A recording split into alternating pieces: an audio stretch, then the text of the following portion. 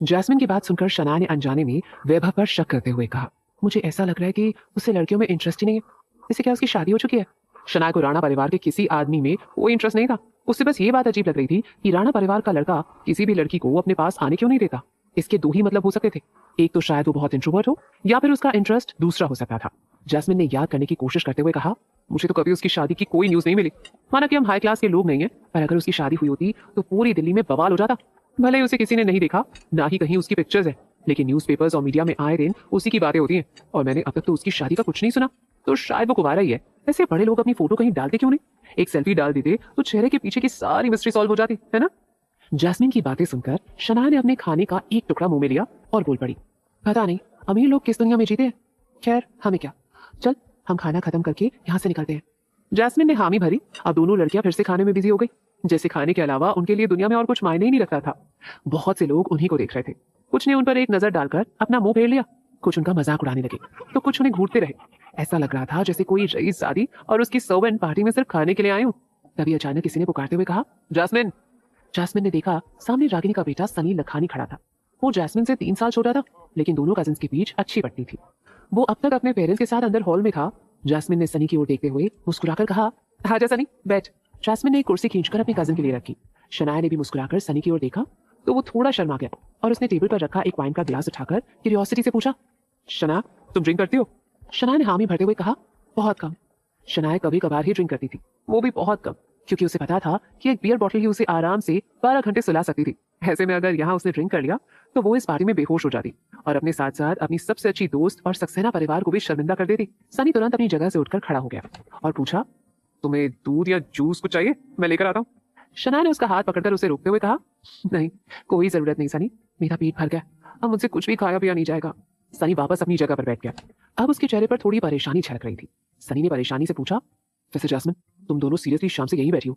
माँ तुम्हें कुछ अच्छे लड़कों से मिलवाना चाहती है, लेकिन तुम पता नहीं कहाँ गायब हो। वो बाकी लड़कियों को छोड़कर भी नहीं जा सकती, इसीलिए उन्होंने मुझे तुम्हें ढूंढने के लिए भेजा है। पूरा खाना पेट भरकर खा लेने के बाद जैस्मिन ने खुशी से कहा, सनी यार मुझे उन एलिजिबल बैचलर्स में कोई इंटरेस्ट नहीं है।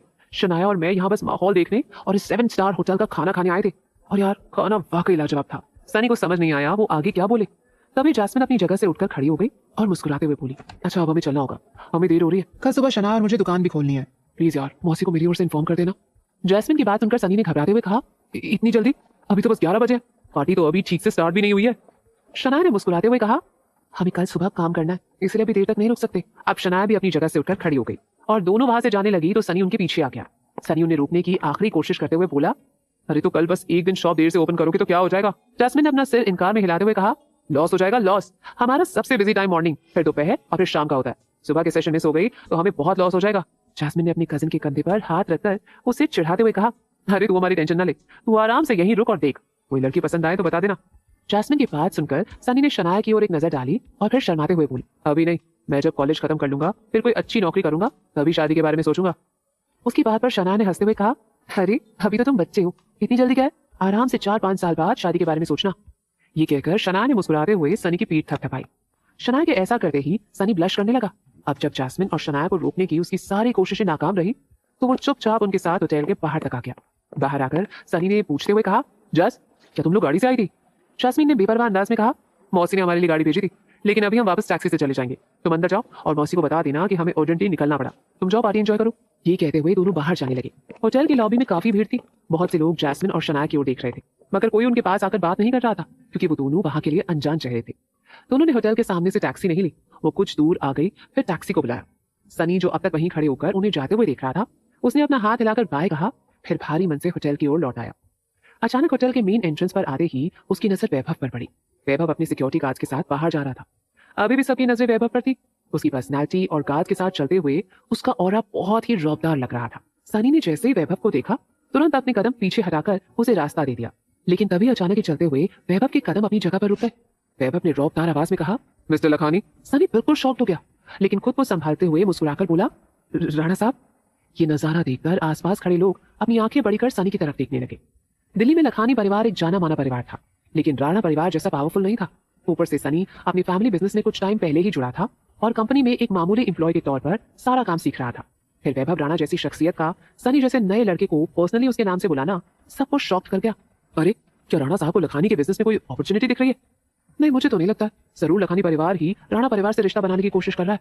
उधर रागिनी और उनके पति जो वैभव को जाते हुए देखने के लिए भीड़ में इकट्ठा हुए थे, वो एक दूसरे को देखने लगे। आज वो अपने बेटे को इस डिनर पार्टी में इसलिए ही लाए थे ताकि वो यहाँ लोगों से अपने कनेक्शंस बना सके और अपना फ्यूचर सिक्योर कर सके। अब अचानक अपने बेटे को वैभव से रिस्पेक्ट मिलते थे, उन्हें अच्छा लग रहा था। दिल्ली के बिजनेस वर्ल्ड में ये बात किसी से छुपी नहीं थी कि जिसने भी वैभव राणा का भरोसा जीत लिया, उसके लिए दुनिया की हर मंजिल को पाना आसान हो जाता। रागिनी और मिस्टर लखानी आगे आकर कुछ बोलते, इसके पहले ही सनी बीच में बोल पड़ा। मैं अपनी फैमिली को गाड़ी तक छोड़ने गया था, बस उन्हें छोड़कर अभी लौट रहा हूँ। सनी को डर था कि कहीं वैभव राणा को ये न लगे कि उसे ऐसी हाई प्रोफाइल पार्टीज में इंटरेस्ट नहीं है, या वो होटल फैसिलिटीज से खुश नहीं था। आखिरकार शाही दिल्ली दरबार होटल भी Rana group of hotel chain का ही हिस्सा था। ओह, वैभव ने धीरे से कहा। फिर सनी के पास से निकलते हुए आगे बढ़ गया। सनी अभी उस सिचुएशन को समझ ही पाया था कि पूरी भीड़ उसे इग्नोर कर वैभव के पीछे जाने लगी। ये कोई नई बात नहीं थी। कई चीफ एग्जीक्यूटिव ऑफिसर्स इस बात को सोचकर मन ही मन राहत महसूस कर रहे थे कि उन्होंने समय रहते वैभव से बिजनेस की बात कर ली थी।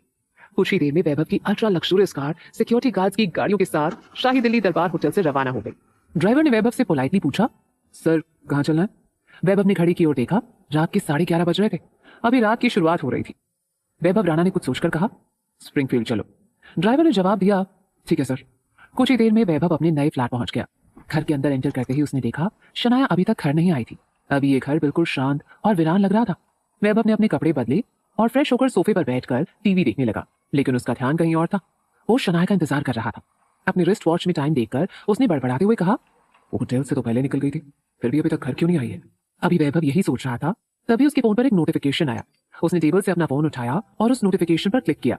यह उसके बॉडीगार्ड का मैसेज था। मैसेज देखकर वैभव के चेहरे पे एक्सप्रेशंस गायब हो गए। वैभव ने गहरी सांस छोड़कर कहा, शनाया की पिक्चर्स आ गई। क्या इन पिक्चर्स में वैभव को कुछ ऐसा मिलेगा जो शनाया पर उसके शक को और मजबूत कर देगा? कहां थी शनाया? वो अब तक घर क्यों नहीं आई थी? सवाल तो बहुत है। इन सारे सवालों के जवाब जानने के लिए सुनते रहिए हिज सीक्रेट फॉर्च्यून, सिर्फ पॉकेट एफएम ऐप पर। वैभव घर के अंदर आकर बैठा ही था, तभी उसके गार्ड ने उसके फोन पर शनाया की पिक्चर्स भेजी, जिसमें शनाया की पार्टी के अंदर आने से लेकर पार्टी हॉल से जाने तक की पिक्चर्स थी। वैभव बड़े ध्यान से हर पिक्चर को देखने लगा। ज्यादातर पिक्चर्स में शनाया बस खाना खा रही थी, ऐसे जैसे वो सदियों से भूखी हो। तभी वैभव की नजर शनाया की ड्रेस पर गई। वैभव के माथे पर बल पड़ गए। शनाया ने एक सिंपल ड्रेस पहनी हुई थी। उसने ना के बराबर मेकअप किया था और ज्वेलरी तो पहनी ही नहीं थी। उसे देखकर लग रहा था जैसे वो बस पार्टी में टहलने आ गई थी। ये देखकर वैभव के होठों पर हल्की मुस्कुराहट आ गई।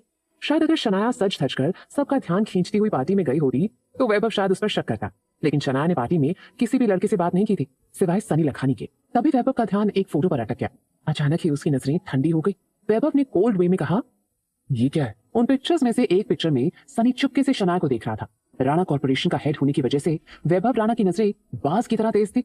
उसने थोड़ी देर तक उस पिक्चर को देखा, फिर तुरंत ही उसे उसका मतलब समझ आ गया। वैभव ने बड़बड़ाते हुए कहा, मतलब सनी लखानी को शनाया शाह में इंटरेस्ट है। ये कहते हुए वैभव की नजर उस फोटो को खूंदने लगी। उसे यकीन नहीं हो रहा था कि किसी ने उसकी वाइफ पर नजर डाली थी। अचानक ही उसे सनी एक कॉम्पिटिटर की तरह लगने लगा। वैभव अभी यही सब सोच रहा था, तभी दरवाजे के लॉक में क्लिक की आवाज हुई। वैभव ने तुरंत अपना फोन बंद कर पॉकेट में डाल दिया और टीवी देखने लगा।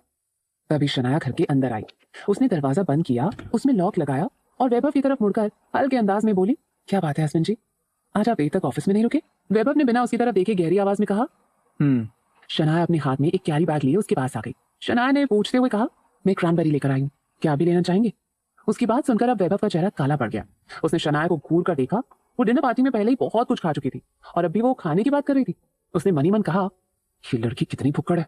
वैभव को चुपचाप देखकर शनाया ने उसे समझाते हुए कहा, क्रैनबेरी कच्चा खाने पर थोड़े कड़वे लगते हैं, लेकिन बाद में इनका स्वाद मीठा हो जाता है।